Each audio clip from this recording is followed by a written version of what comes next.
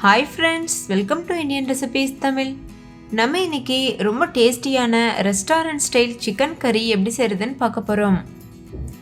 நம்ம வீட்டில் பண்ணுற சிக்கன் கிரேவியும் ரெஸ்டாரண்ட்டில் சாப்பிட்றதும் ரொம்ப டிஃப்ரெண்ட்டாக இருக்கும். டேஸ்ட் ரொம்ப நல்லா இருக்க மாதிரி இருக்கும்.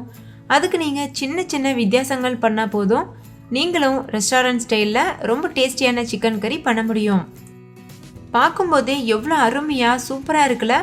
பார்த்த உடனே சாப்பிடணும் போல இருக்கும். டேஸ்ட்டும் அந்த அளவுக்கு பிரமாதமாக இருக்கும். இப்போ வாங்க வீடியோக்குள்ளே போய் இந்த ரெசிபி எப்படி செய்கிறதுன்னு பார்க்கலாம். இந்த ரெசிபி பண்ணுறதுக்கு 1/2 கிலோ அளவு சிக்கன் எடுத்திருக்கேன். இது நல்லா வாஷ் பண்ணிட்டு எடுத்து வச்சிருக்கேன். கொஞ்சமாக மஞ்சத்தூள் போட்டு வாஷ் பண்ணி எடுத்துக்கோங்க. இது கூடவே 1/2 கப் அளவு தயிர் சேர்த்துக்கோங்க. இது 100 ml அளவு தயிர் இருக்கும். புளிக்காத கெட்டியான தயிராக இருக்கணும். சுவைக்கேற்ப உப்பும் சேர்த்துட்டு 1/4 டீஸ்பூன் மஞ்சள் தூள் சேர்த்துக்கோங்க. இது கூட 1 டீஸ்பூன் அளவு இஞ்சி பூண்டு விழுது சேர்த்துட்டு இதை நல்லா ஒரு தடவை மிக்ஸ் பண்ணிக்கோங்க. இந்த மாதிரி தயிர் போட்டு நம்ம மேரினேட் பண்ணி வைக்கிறதுனால நம்ம சிக்கன் வேகும்போது நல்லா சாஃப்டாக வெந்து வரும்.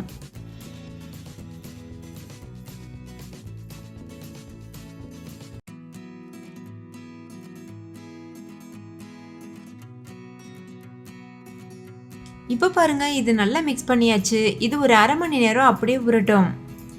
1/2 மணி நேரத்துக்கு அப்புறமா ஒரு கடாய் சூடுபடுத்திக்கோங்க. அதில் 3 டேபிள் ஸ்பூன் அளவு எண்ணெய் சேர்த்துக்கோங்க.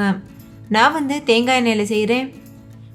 எண்ணெய் நல்லா சூடானதும் அதில் 2 பெரிய சைஸ் வெங்காயத்தை பொடியாக நறுக்கிட்டு இது மாதிரி சேர்த்துக்கோங்க.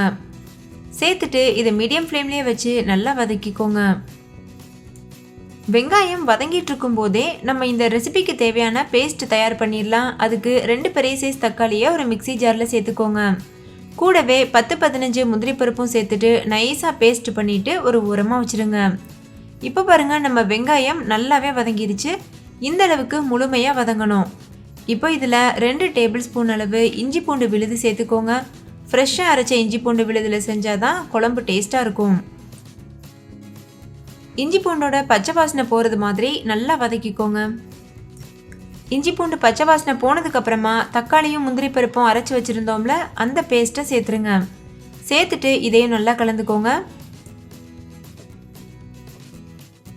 தக்காளியோட பச்சை வாசனை போகணும், அந்த அளவுக்கு நல்லா வதக்கிக்கோங்க. நல்லா வதக்கினதுக்கு அப்புறமா 1/2 டீஸ்பூன் அளவு மல்லித்தூள் சேர்த்துக்கோங்க. கூடவே 1/2 டீஸ்பூன் கரம் மசாலா, 1 டீஸ்பூன் மிளகாத்தூள், தேவையான அளவு உப்பு, இதெல்லாம் சேர்த்துட்டு நல்லா மிக்ஸ் பண்ணிக்கோங்க.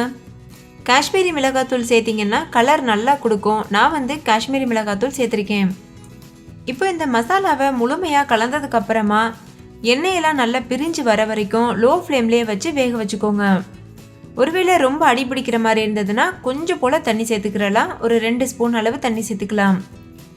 இப்போ பாருங்கள், நம்ம சேர்த்த எண்ணெயெல்லாம் நல்லா பிரிஞ்சு வந்திருக்கு. இந்த டைமில் நம்ம ஏற்கனவே மேரினேட் பண்ணி வச்சுருக்கோம்ல சிக்கன், அதை சேர்த்துருங்க. சேர்த்துட்டு நல்லா இதை கலந்துக்கோங்க. நம்ம சேர்த்துருக்க மசாலா எல்லாம் அந்த சிக்கனில் விட்டுற அளவுக்கு நல்லா கலந்துக்கோங்க.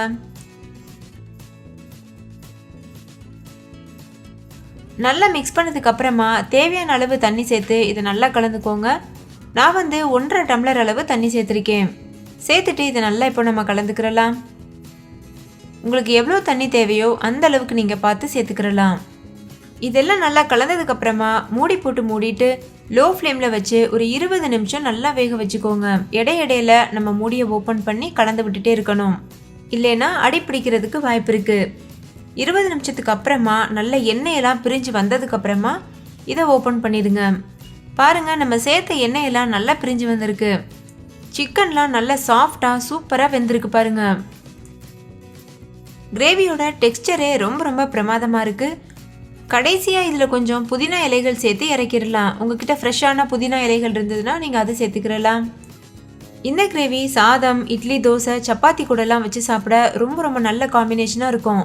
ஹோட்டலில் சாப்பிட்ட ஒரு ஃபீல் கிடைக்கும். ஸோ கட்டாயம் ட்ரை பண்ணி பாருங்கள். ட்ரை பண்ணிவிட்டு உங்கள் எக்ஸ்பீரியன்ஸ் எப்படி இருந்ததுன்னு கமெண்ட்லையும் கூட ஷேர் பண்ண மறந்துடாதீங்க. இந்த வீடியோ எல்லாருக்கும் ரொம்ப பிடிச்சிருக்கும்னு நம்புறேன். பிடிச்சிருந்தா லைக் பண்ணுங்கள், உங்கள் ஃப்ரெண்ட்ஸ் கூட ஷேர் பண்ணுங்கள். இன்னொரு சூப்பரான ரெசிபியோட நான் உங்களை சந்திக்கிறேன். தேங்க்யூ, பாய்.